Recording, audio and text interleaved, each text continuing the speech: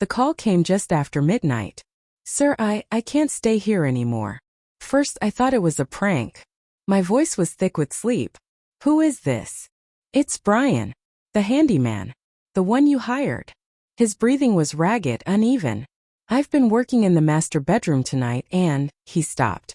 For a moment all I heard was silence and a faint hum, maybe from the ceiling fan on his end. Sir, I think you should come home.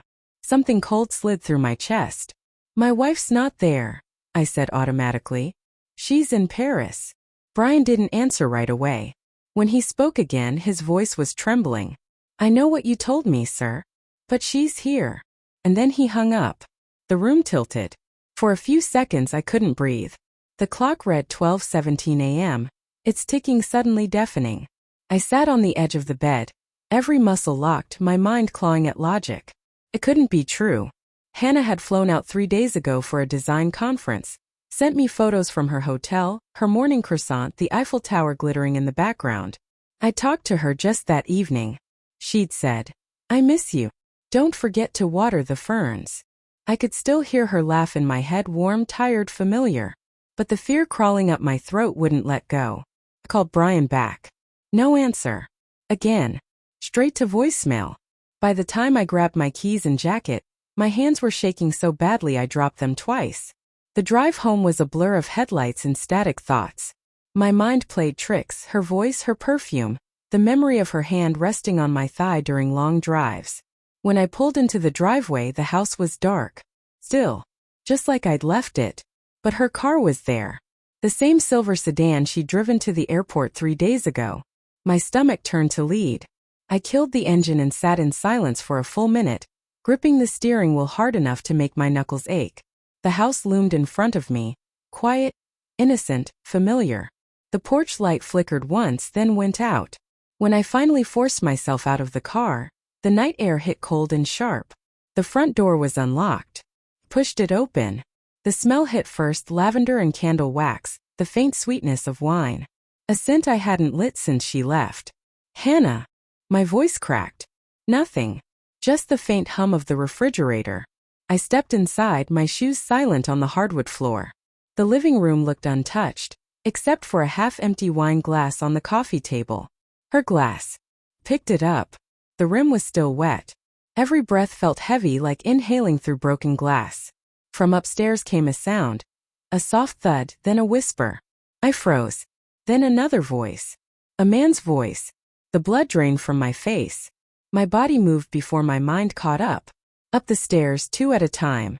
My heartbeat was so loud I could barely hear anything else.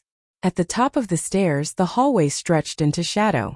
The master bedroom door was half closed, a strip of light spilling across the floor. Pushed it open. Hannah turned toward me, startled. She was sitting on the edge of the bed, wearing one of my shirts. Her hair was damp. Her expression a strange mix of guilt and exhaustion.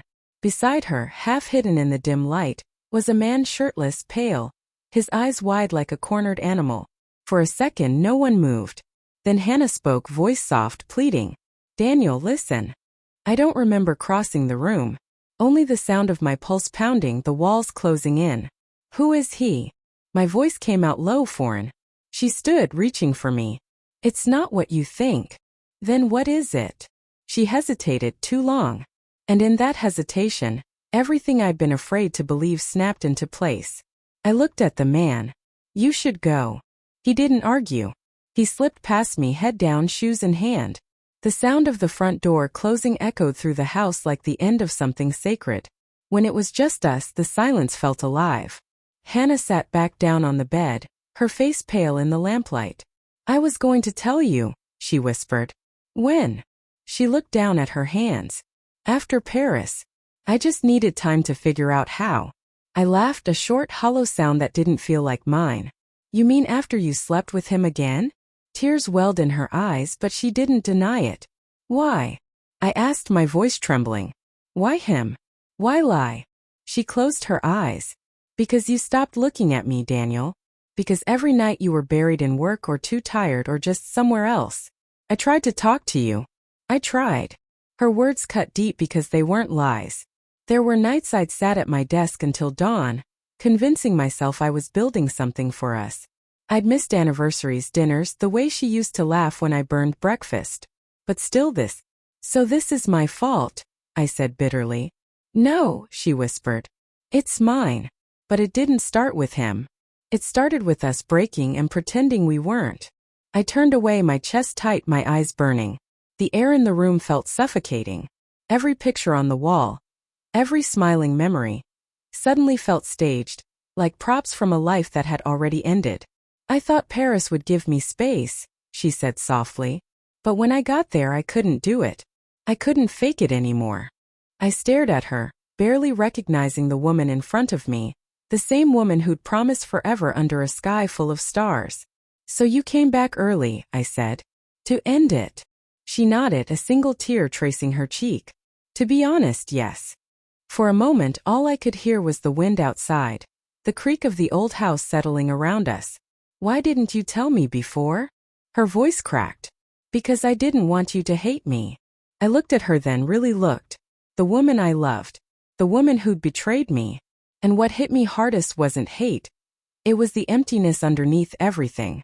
The quiet realization that love doesn't always die with rage.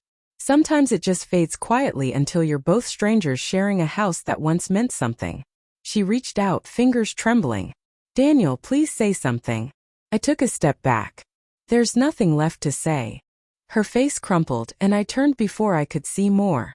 As I walked out, I saw Brian's tool bag by the front door. Forgotten in his panic. The sight of it almost made me laugh. The handyman who'd called in terror because he'd stumbled into the ruins of my life. Outside, the night air hit cold against my skin. I sat on the porch, staring at the dark horizon until the first traces of dawn began to blur the sky. In the silence, I realized something brutal and simple. Sometimes betrayal doesn't arrive with malice. It arrives quietly, like someone you love finally exhaling after holding their breath for too long. And sometimes the real heartbreak isn't the moment they stop loving you. It's realizing you stopped noticing long before they did.